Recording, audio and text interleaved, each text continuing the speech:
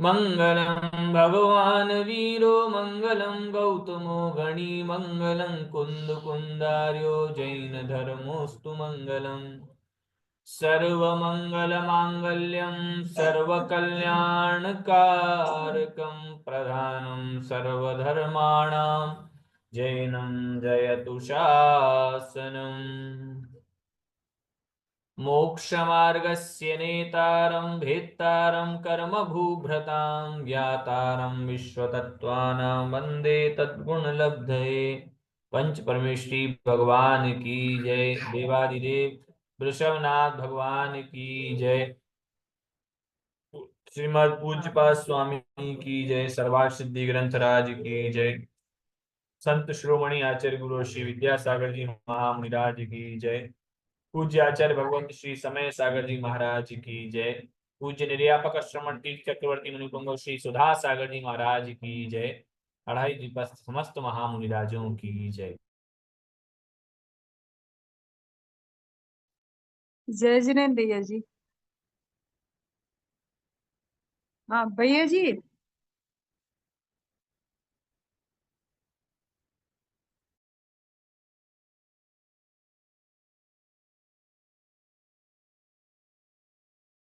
अपन यहाँ नाम कर्म की 42 प्रकृतियों को विषय में गति, जाति, शरीर, अंगोपांग, निर्माण, बंधन, संघात, संस्थान, संघनन, इतने विषयों को पढ़ चुके थे। उसके उपरांत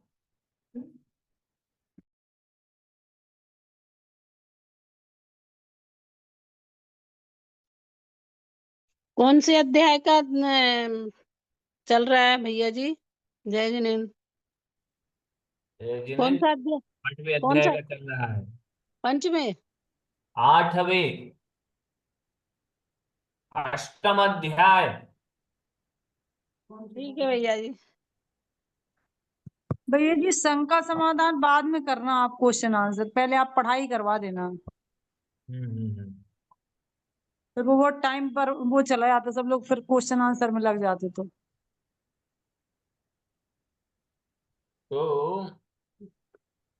अब उसके उपरांत आता है गति, जाति, शरीरांगोपांग, निर्माण, बंधन, अर्थात संस्थान, संघनन, स्पर्श, रूप, शब्द,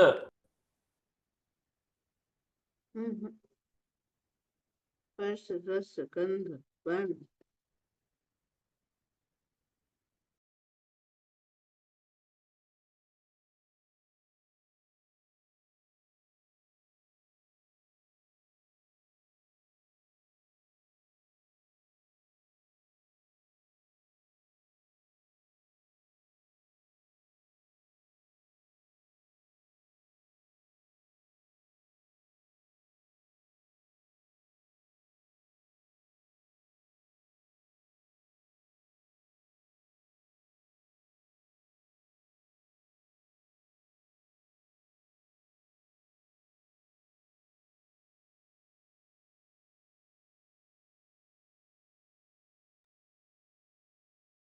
आवाज नहीं आ रही है। अरे क्षमा चाहते हैं।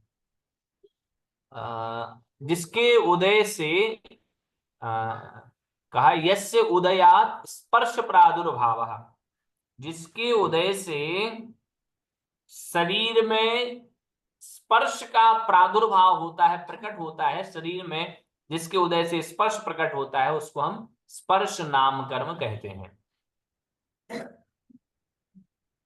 और तदष्टविधम, वह 8 प्रकार का स्पर्श है। कर्कश नाम अर्थात कर्कश स्पर्श, मृदु स्पर्श, गुरु नाम स्पर्श, लघु नाम स्पर्श, स्निग्ध नाम स्पर्श, रूक्ष नाम स्पर्श, शीत नाम स्पर्श और उष्ण नाम स्पर्श।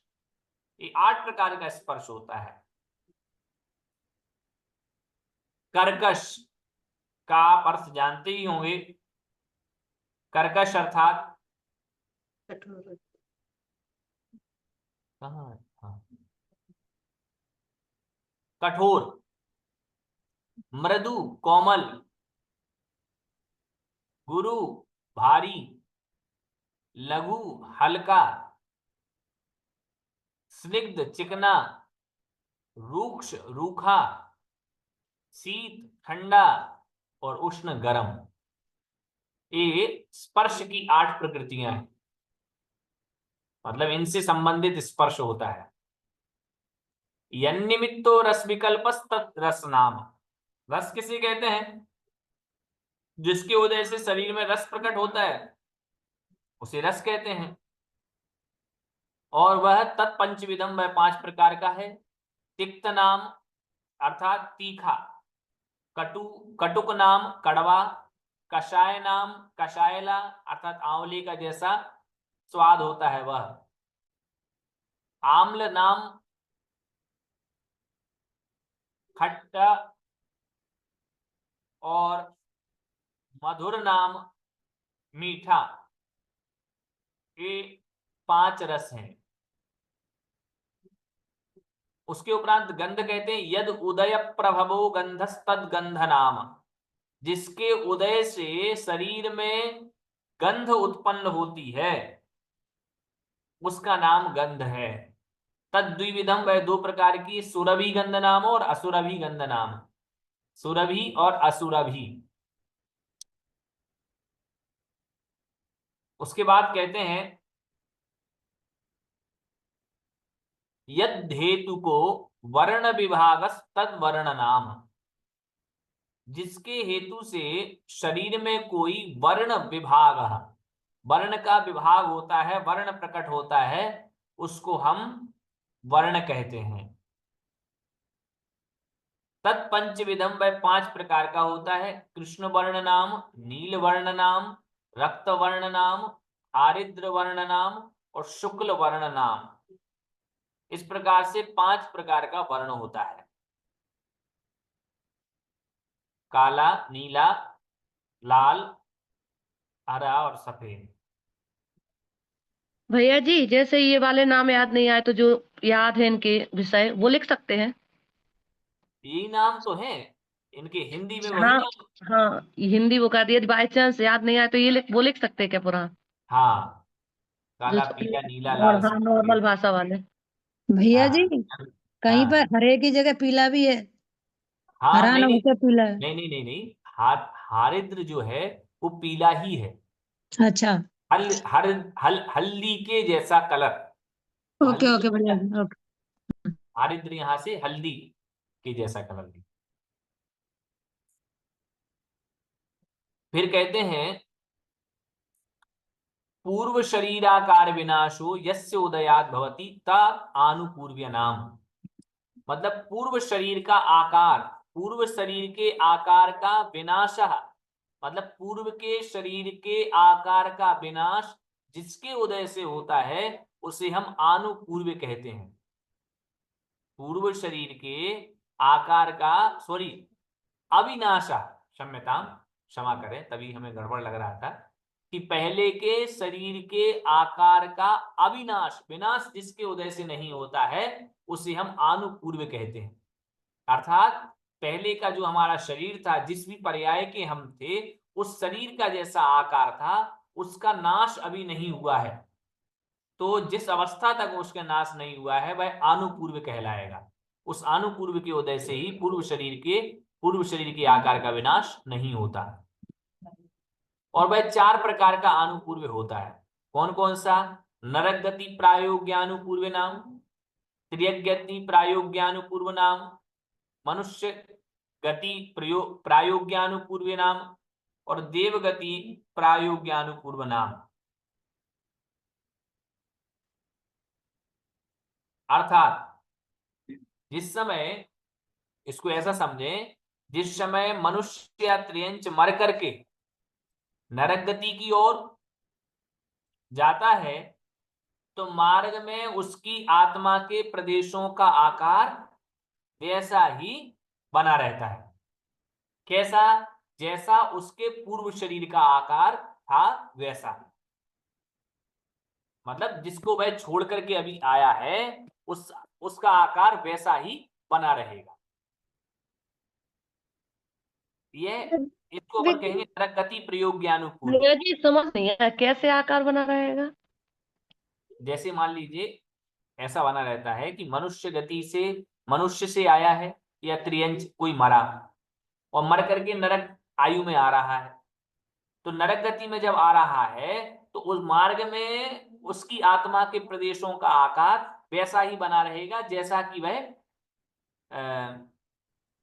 छोड़ करके आया था। अर्थात जो अंतिम समय में जो छोड़ करके आया था जिस प्रकार के शरीर को, वह चाहे मनुष्य में चाहे त्रियंच में, तो वैसे का वैसा आकार उसका उस समय बना रहेगा। भैया जी जब विग्रह गति में है तो उसमें भी आकार ज्यों का त्यों रहेगा। हाँ, वैसा विग्रह गति के समय में वैसा ही आकार उसका बना रहेगा। ये नरक गति प्रायोग्यानुपूर्व हुआ। इसी प्रकार त्रियंच गत्यानुपूर्व, तो मनुष्य जो कार्म, भैया जी जो कार्बन शरीर रहेगा उसका रहेगा ना ऐसा आकार? हाँ बिल्कुल, वो कार्बन शरीर जो विग्रह गति में रहेगा वो ऐसा आकार वाला रहेगा जी। और ये प्रायोगिक का क्या रहेगा? प्रायोग्य मतलब इस प्रकार का गमन, प्रायोग्य गमन हो गया। अच्छा अच्छा, ठीक। अच्छा देखो, और लेकिन एक बात हमेशा याद रखिए, आनुपूर्वी कर्म का जो उदय रहेगा वो विग्रह गति में ही रहेगा, उसके अलावा नहीं रहेगा, क्योंकि फिर तो दूसरा शरीर पा लिया उसने, इसलिए विग्रह गति के समय।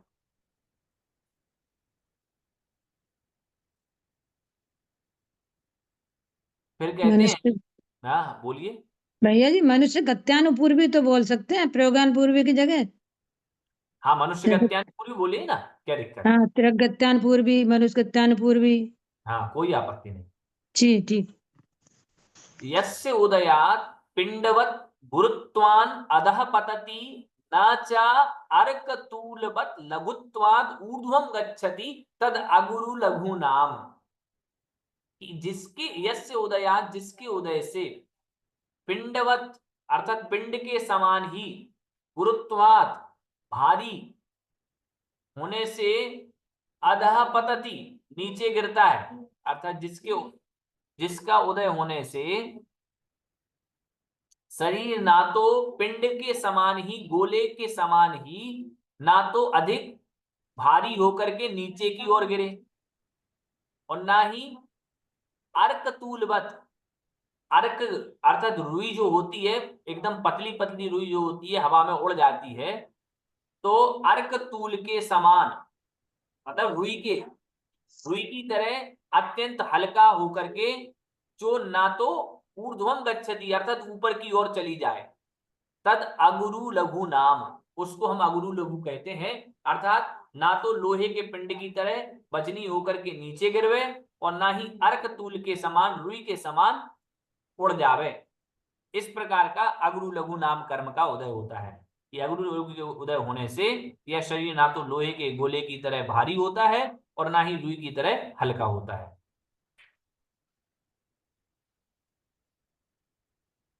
उसके बाद कहते हैं उपघात। कौन सा शरीर? क्या गुरु लघु मतलब? नहीं, आत्मा का जो एक अगुरु लघु गुण है, उस अगुरु गुण नहीं कहें, अगुरु लघु जो नाम कर्म है, तो नाम कर्म का वह भेद कि उससे ना तो शरीर पिंड के समान भारी होता है और ना ही अर्क तूल के समान हल्का होता है कि जो जहां चाहे उड़ जाए। तो ये नाम कर्म की विशेषता है। उसके बाद उपघात के विषय में कहते हैं, यस्य उदयात् स्वयं कृतोद्बंधन मरु प्रपतनादि निमित्त उपघातो भवति तदुपघात नाम। कि जिसके उदय होने से स्वयं कृत,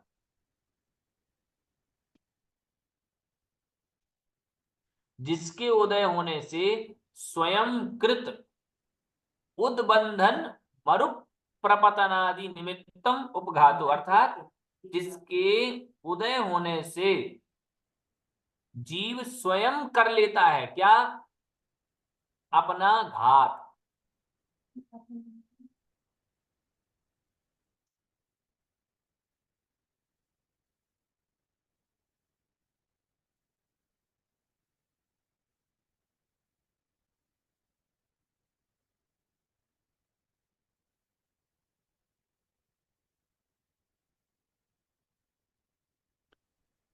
उद्बंधन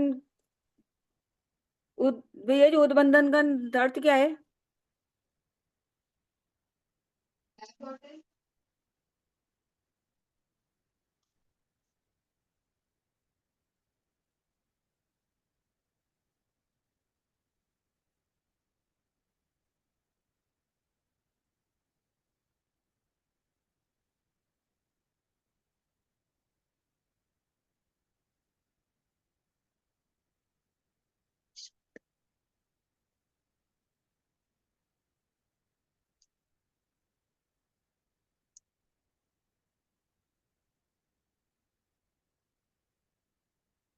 भैया जी उद्बंधन बंधन का हाँ नाम अर्थ क्या है? हाँ हाँ हाँ, सुनिए। तो स्वयं कृत, स्वयं के द्वारा कर लिया है। उद्बंधन अर्थात शरीर को किसी निमित्त से फाड़ देना, अलग कर देना। और मरु प्रपतन कहा, अर्थात मरु पर से प्रपतन हो जाना, पहाड़ आदि से गिरना आदि निमित्तक जो होता है वो उपघात होता है। उपघात का सामान्य अर्थ होता है स्वयं का घात। तो जिसके माध्यम से स्वयं का घात कर लेवे वह उपघात नाम कर्म है। और यन्निमित्त परशस्त्रादेर व्याघात व्याघात तत्परघात नाम, और जिसके निमित्त से परशस्त्रादेह दूसरों के शस्त्र आदि का निमित्त पा करके जो व्याघात होता है उसका नाम परघात नाम कर्म है। किसी के शस्त्र आदि के माध्यम से घात हो जावे वह परघात नाम कर्म है। यद उदयात निर्वृत्त, इसका मतलब हाँ ये हुआ ना, जैसे ये उपघात, किसी को गिर जाना ऊपर से या फिर टक्कर ठोकर खा के लग गिर जाना, तो ये उपघात हो गया। परघात। हाँ वो उपघात हो गए। और किसी ने गोली मार दी, जैसे एक्सीडेंट वगैरह हो गया हाँ या ये टक्कर परघात हो वगैरह, गया। ये उपघात हो गया। परघात। हाँ ये स्वयं का हो गया एक्सीडेंट, ये उपघात हो गया।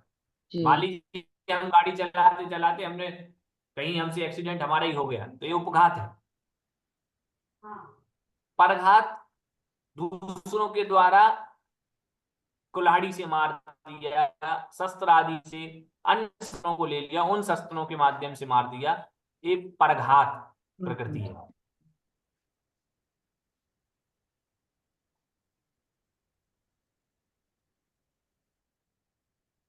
फिर कहते हैं कि यद उदयात निर्वृत्तम आतपनम तद आतपनाम, जिसके उदय से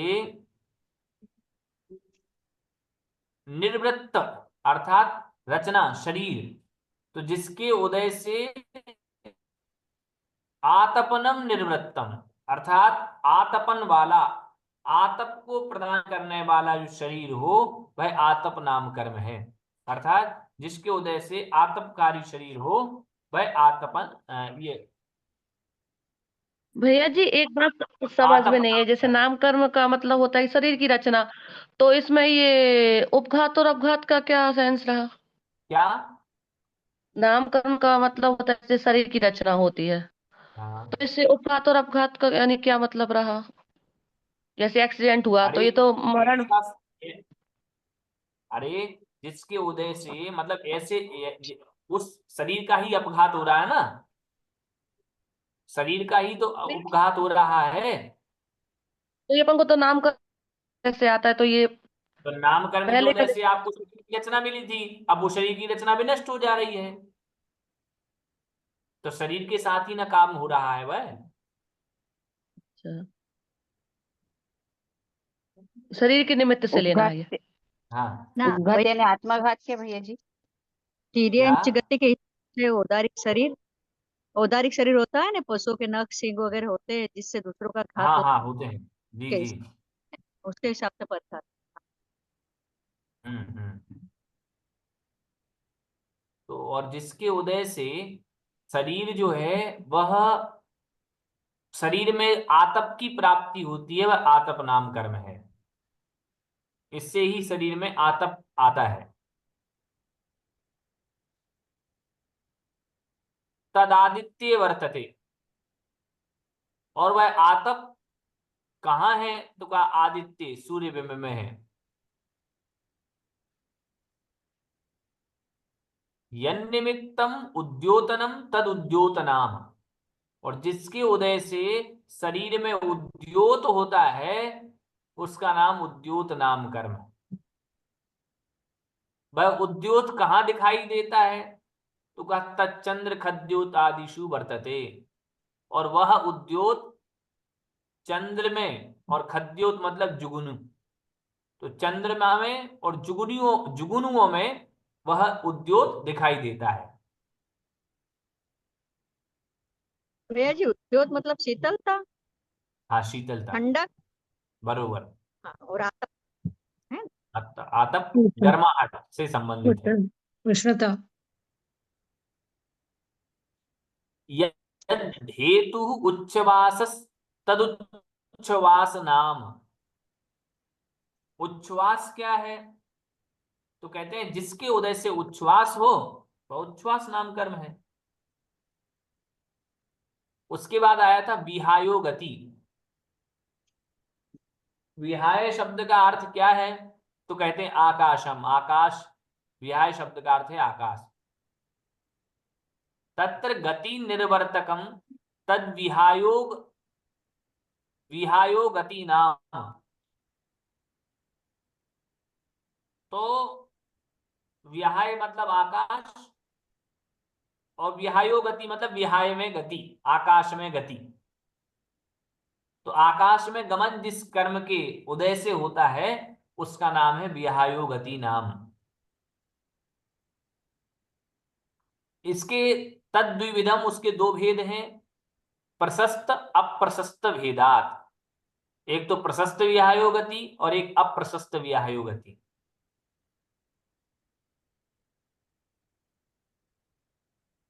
फिर कहते हैं प्रत्येक शरीर क्या है? प्रत्येक शरीर आता है विहायो गति के बाद। तो कहते हैं शरीर नाम कर्मोदयात निर्वर्त्यमानम शरीरम एकात्मोपभोग कारणम यतो भवति तत्प्रत्येक शरीर नाम। अर्थात शरीर नाम कर्म के उदय से जो मिला था शरीर, ऐसा वह शरीर एकात्मोपभोग, मतलब एक ही आत्मा जिसका उपभोग करे। तो कुल मिलाकर के अर्थ हो गया कि एक ही आत्मा जिसका उपभोग करे, तो एक जीव के ही भोगने योग्य जो होता है उसे हम प्रत्येक शरीर नाम कर्म कहते हैं। अर्थात एक ही आत्मा का वास है उसमें, वह प्रत्येक शरीर है। बहूनाम आत्मनाम उपभोग हेतुत्वेन साधारणम शरीरम यतो भवति तत्साधारण शरीर नाम। और प्रत्येक के बाद भेद करते हैं कि बहुत सारी आत्मा का उपभोग का जो हेतु है, कारण है, ऐसा साधारण शरीर होता है। अर्थात जिसके उदय होने से बहुत सारे, है ना, जो जिसके उदय से बहुत से जीवों के भोगने योग्य साधारण शरीर जो होता है वह साधारण शरीर नाम कर्म है। फिर कहते हैं त्रस क्या है? त्रस नाम कर्म तो कहते हैं यद उदयात द्विंद्रियादिषु जन्म तत्रस नाम, जिसके उदय होने से 2, 3, 4 इंद्रिय 5 इंद्रिय आदि में जन्म होता है उसे हम त्रस नाम कर्म कहते हैं। स्थावर किसे कहते हैं? तो कहा यन निमित्तम, जिसके निमित्त से एकेंद्रियेषु एकेंद्रियों में प्रादुर्भाव उत्पत्ति है वह स्थावर नाम कर्म है।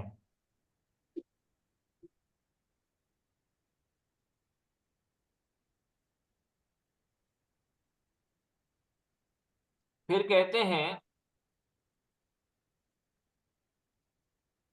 यन निमित्त यदुदयात अन्य प्रीति प्रभवस तत्सुभग नाम। तो कहते हैं जिसके उदय होने से जिसके उदय होने से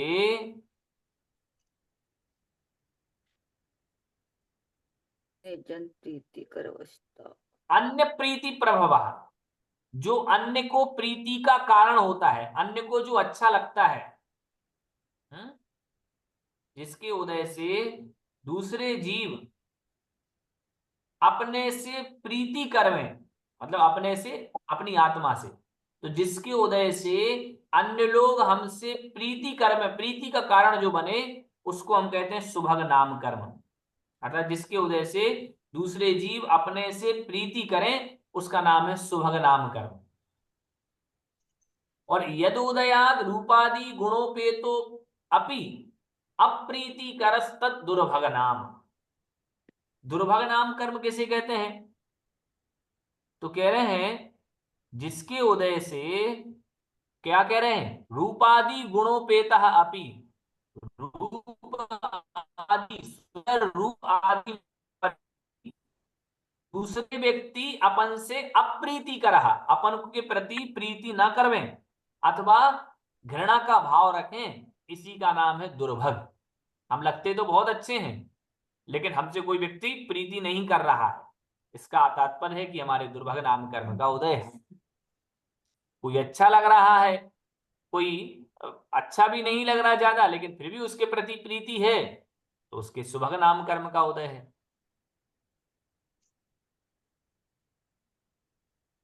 फिर कहते हैं यन निमित्तम मनोज्ञ स्वर निर्वर्तनम तत्सुस्वर नाम, जिसके निमित्त से मनोज्ञ, मन को अच्छा लगने वाला स्वर मिले, जो दूसरों को प्रिय लगे ऐसा मिले, वह सुस्वर नाम कर्म है। और तद विपरीतम दुस्वर नाम, और उससे विपरीत दुस्वर नाम होता है। अर्थात जो मन को अच्छा ना लगे, दूसरों को अच्छा ना लगे, सुनने में अच्छे ना लगे, ऐसा हमारा जो बोलना है वह दुस्वर नाम कर्म है। अर्थात भाई जब बोलता है तो व्यक्ति कहते हैं भैया चुप ही रहा करो, मत बोला करो, हमें अच्छा नहीं लगता तुम्हारा बोलना, ये दुस्वर नाम कर्म।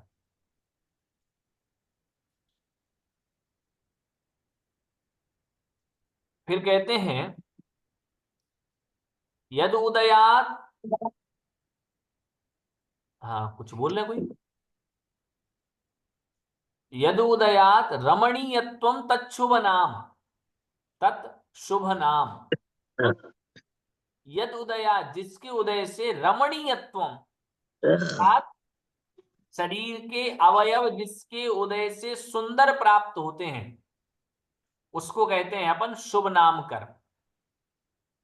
और तद विपरीतम अशुभ नाम, अर्थात जिसके उदय होने से शरीर के अवयव अत्यंत अशुभ होते हैं, अच्छे नहीं लगते हैं, वो अशुभ नाम कर्म है। सूक्ष्म नाम कर्म क्या है? सूक्ष्म शरीर निर्वर्तकम सूक्ष्म नाम, सूक्ष्म शरीर की रचना करने वाला, जिसके उदय से शरीर एकदम सूक्ष्म हो, जो किसी से ना रोके, उसका नाम है सूक्ष्म नाम कर्म।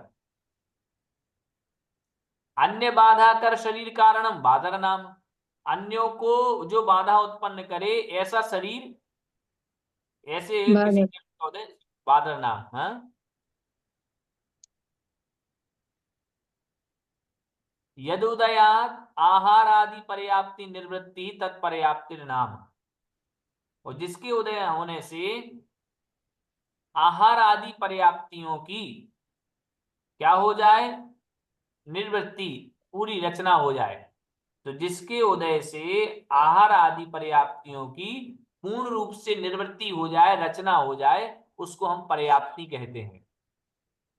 और वह पर्याप्ति नाम कर्म जो है षड्विधम 6 प्रकार का है। आहार पर्याप्ति, शरीर पर्याप्ति, इंद्रिय पर्याप्ति, प्राणापान पर्याप्ति और भाषा पर्याप्ति नाम, तथा मना पर्याप्ति नाम चेति और मनः पर्याप्ति। आहार, शरीर, इंद्रिय, प्राणापान अर्थात श्वासोच्छ्वास पर्याप्ति और भाषा पर्याप्ति तथा मनः पर्याप्ति, ये 6 पर्याप्तियां हैं।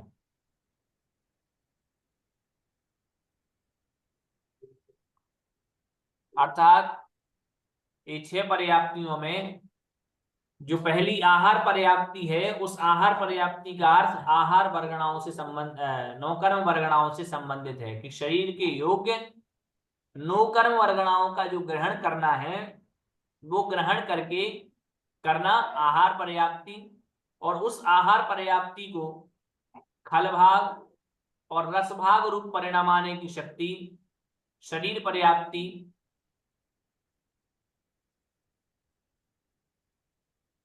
इत्यादि इंद्रिय पर्याप्त, आहार पर्याप्ति तो होगा खल भाग, मतलब जो वर्गणाएं मिली थी उन वर्गणाओं में से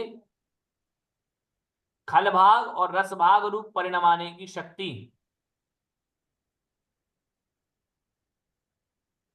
आहार पर्याप्ति, और उसको खून रसादि परिणामाने की शक्ति शरीर पर्याप्ति। इंद्रिय पर्याप्ति होगी कि तत्त स्थान में इंद्रियों की संरचना रूप शक्ति, इंद्रिय पर्याप्ति होगी। इसी प्रकार श्वासोच्छ्वास, भाषा और मन पर्याप्ति का स्वरूप है, जिसका आपने पूर्व में पढ़ा होगा, वर्णन आया है इसी ग्रंथ में।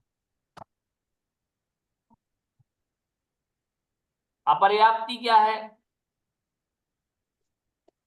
तो कहा षड्विध पर्याप्त्य भाव हेतु अपर्याप्त नाम। 6 प्रकार की पर्याप्तियों के अभाव का जो कारण है उसे ही हम अपर्याप्ति नाम कर्म कहते हैं। स्थिर भावस्य निर्वर्तकम स्थिर नाम। और स्थिर क्या है? तो जिसके उदय से शरीर के धातु उपधातु स्थिर होते हैं, जिसमें कठिन श्रम करने पर भी शरीर शिथिल नहीं होता, वह स्थिर नाम कर्म है। खूब काम कर लिया लेकिन फिर भी शरीर में थोड़ी सी भी थकावट नहीं हुई, ये स्थिर नाम कर्म है। और तद्विपरीतम अस्थिर नाम, और उससे विपरीत होना ये अस्थिर नाम कर्म है। अर्थात जिसके उदय होने से शरीर के धातु और उपधातु स्थिर हो जाते हैं,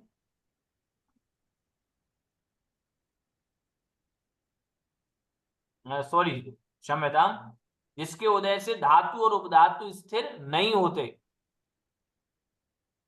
और थोड़ा सा श्रम करने पर भी जरा अथवा सर्दी गर्मी थोड़ी सी लगने पर ही शरीर फीका पड़ जाता है, उसका नाम है अस्थिर नाम कर्म।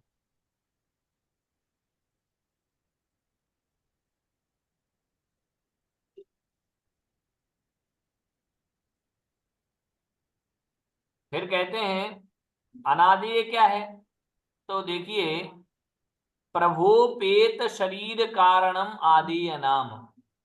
अर्थात प्रभा से उपेत सहित, प्रभा से सहित, प्रकाश से सहित, तो जिसके उदय से शरीर प्रभा सहित हो उसका नाम आदेय नाम कर्म है। और जिसके उदय से शरीर प्रभा से रहित हो जावे वह अनादेय नाम कर्म है। निष्प्रभ शरीर कारणम अनादि नाम, अर्थात संपूर्ण रूप से प्रभा से जो शरीर हो गया उसका नाम है अनादि है। पुण्य गुण ख्यापन कारणम कीर्ति नाम, अपने पुण्य रूपी गुणों का ख्यापन कहने वाला जो है उसका नाम है यशा कीर्ति। और भैया जी आदि अनादि क्या आदि समझाइए। मतलब शरीर प्रभा सहित हो, तेज से सहित हो, वह जी है आदि, और तेज से रहित है सो अनादि है। भैया जी पर्याप्ति किसे कहते हैं? पर्याप्ति मतलब तीनों तीनों शरीर के योग्य पुद्गल वर्गणाओं के ग्रहण को पर्याप्ति कहते हैं। शरीर के पुद्गल परमाणु को, पांचों तीनों शरीरों के योग्य पुद्गल वर्गणाओं के ग्रहण को पर्याप्ति कहेंगे। तीनों शरीर अर्थात औदारिक, वैक्रिक और आहार। अब अच्छा तेजस जी। और कर्मण क्यों नहीं? तो भैया तेजस और कर्मण तो अनादि संबंधे च, अनादि काल से ही हमारे साथ उनका संबंध है। संबंध रहता है इसका तो। जी भैया जी। तो पुण्य पुण्य गुणों की प्रसिद्धि का कारण ही यशः कीर्ति नाम कर्म है, और इससे विपरीत फल को तत्प्रत्यनीक फलम, उससे विपरीत फल को देने वाली अयशः कीर्ति नाम अयश कीर्ति है।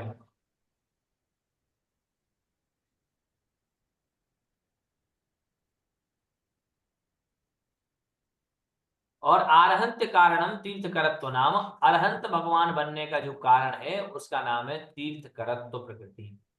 तीर्थकर को करने वाली, तीर्थंकर को करने वाली जो प्रकृति है। विशेषार्थ अब यहाँ कहते हैं, जिससे कि और अच्छे से समझ में आए कि यहाँ नाम कर्म की उत्तर प्रकृतियों के कार्यों की चर्चा की गई है। मूल कर्म तो 8 हैं, लेकिन उनमें से 7 कर्म जीव विपाकी माने गए।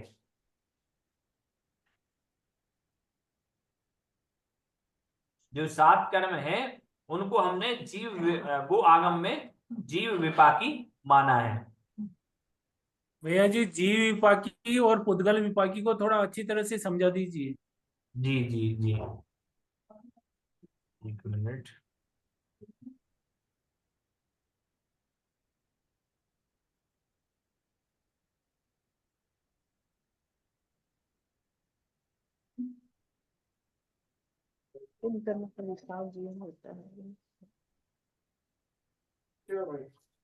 हो गया लैपटॉप से वो चालू हो गया। तो देखिए, एक ने तो मना कर दिया था, दूसरी जगह लेके गया। भैया जी अनिता जी का फोन माइक बंद कर दीजिएगा। मैंने कर दिया। तो पुद्गल विपाकी का अर्थ है पुद्गल का फल।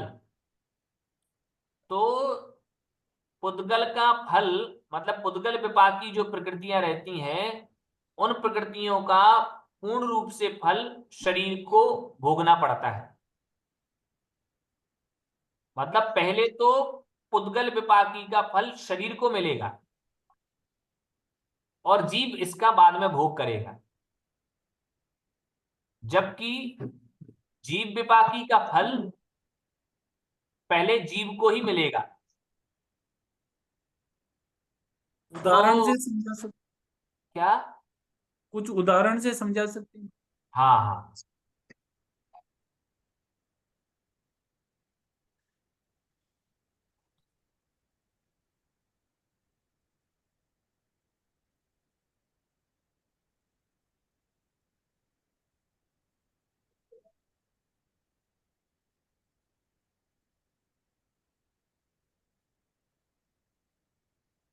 देखिए यहाँ गति, जाति, शरीर, अंगोपांग, इनमें 4 गतियां, 5 जातियां ये जीव विपाकी हैं, जबकि शरीर, अंगोपांग, निर्माण, बंधन, संहार, संस्थान और संघनन इस शरीर की रचना करने से पुद्गल विपाकी हैं। तो देखिए, डायरेक्ट जीव को जो फल देवे वो जीव विपाकी, तो 4 गतियों का फल जीव को मिल रहा है, जीव घूम रहा है। ठीक है। ऐसे ही 5 जातियां जो निर्धारित हो रही हैं, 1 इंद्रिय जाति, 2 इंद्रिय जाति, 3 इंद्रिय जाति, 4 इंद्रिय, 5 इंद्रिय आदि जाति, इनको भी जीव को ही मिल रहा है इसका। जबकि शरीर, अंगोपांग, निर्माण, बंधन, संघार, संस्थान और संघनन, ये डायरेक्ट शरीर को ही फल दे रही है, ये शरीर से ही जुड़ी हुई है। अच्छा। तो इसमें यह भी लिखा हुआ है जैसे मूल कर्म 8 है, उनमें से 7 कर्म जीव विपाकी माने गए हैं। तो ये 7 कर्म में कौन कौन से आएंगे? एक कौन सा है जो उसमें उद्गल विपाकी में आएगा?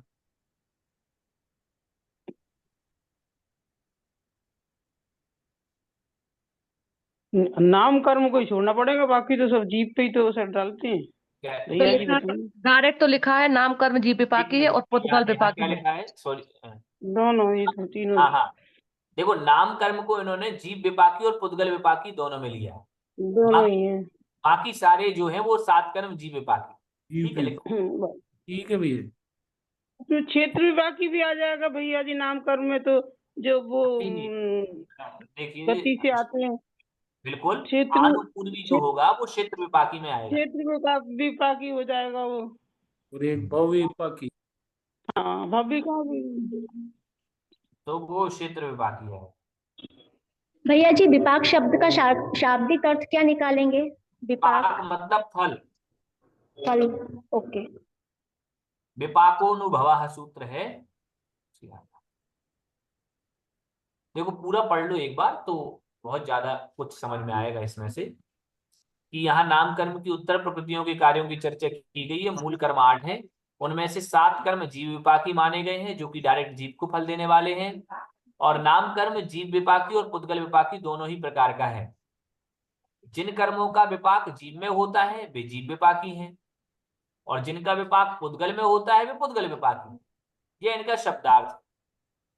इसे ध्यान में रखते हुए इनके अर्थ की विस्तृत चर्चा करना आवश्यक है। साधारणतः सभी कर्म जीव के राग द्वेष आदि परिणामों का निमित्त पाकर बनते हैं, अतएव उनका विपाक जीव में ही होता है। यह तो बात सत्य है कि विपाक जो होगा ना, फल का जो भोग होगा वो तो जीव ही करेगा, क्योंकि उसके राग द्वेष आदि परिणामों का निमित्त पाकर के ही बन रहे हैं साधारण रूप से। अर्थात उनके उदय का निमित्त पाकर जीव में तत्त प्रकार की योग्यताएं आती हैं। फिर भी कर्मों के जीव विपाकी, पुद्गल विपाकी, क्षेत्र विपाकी और भव विपाकी ऐसे भेद करने का क्या कारण है, यही बात यहाँ देखनी। फिर भी अपन कह रहे हैं जीव विपाकी प्रकृतियां, ये पुद्गल विपाकी हैं, ये क्षेत्र विपाकी हैं, ये भव विपाकी हैं। ऐसा जो हम भेद कर रहे हैं वो क्यों कर रहे हैं, उसका कि यहाँ पर विस्तार से व्याख्यान है। तो कह रहे हैं जीव का संसार जीव और पुद्गल इन दो के मेल से होता है। मतलब जीव का जो संसार पनप रहा है वो जीव और पुद्गल इन दोनों के मेल से ही हो रहा है। जीव और पुद्गल मिल गए तो संसार बन गया। वहां रहते हुए वह विविध गतियों में जन्म लेता है, मरता है और उनके अनुरूप नाना शरीरों को, बहुत सारे शरीरों को धारण करता है। यह सब अकारण नहीं हो सकता, इसलिए इनकी प्राप्ति के निमित्त भूत नाना प्रकार के कर्म माने जाते हैं, जिनको शास्त्र में भव विपाकी कहा है। तो जिनको शास्त्र में भव विपाकी कहा है वे उस पर्याय में अवस्थान के कारण होने से उस संज्ञा को प्राप्त होते हैं। अर्थात उस नाम को प्राप्त हो रहे हैं वो क्योंकि उस पर्याय में वह रहते हैं। जिनको क्षेत्र विपाकी कहा है वे एक गति से दूसरे गति के लिए जाते समय अंतराल में जीव का आकार बनाए रखते हैं, जैसे कि आनुपूर्वी। तो आनुपूर्वी उस शरीर का आकार बनाए रख रही है, इसलिए हमने इसको क्षेत्र विपाकी कहा कि क्षेत्र के रूप में फल को प्रदान कर रही है। जिन्हें पुद्गल विपाकी कहा है वे नाना प्रकार के शरीर और भोगों को में समर्थ इंद्रियों की प्राप्ति में सहायक होते हैं। और जो जीव विपाकी कहे जाते हैं वे जीव के विविध प्रकार के परिणाम और उसकी विविध अवस्थाओं के होने में सहायता करते हैं। इस प्रकार कार्य भेद से कर्मों को इन 4 भागों में विभाग किया गया है ना। भव विपाकी, क्षेत्र विपाकी, जीव और पुद्गल, जीव विपाकी और पुद्गल विपाकी।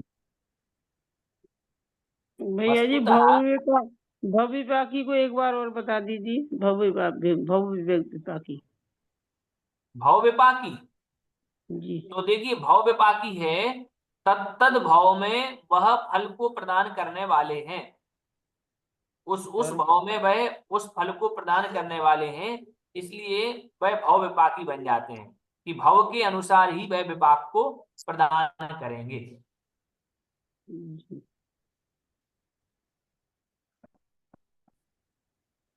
एक ही कर्म चारों रोल करता है, मतलब क्या?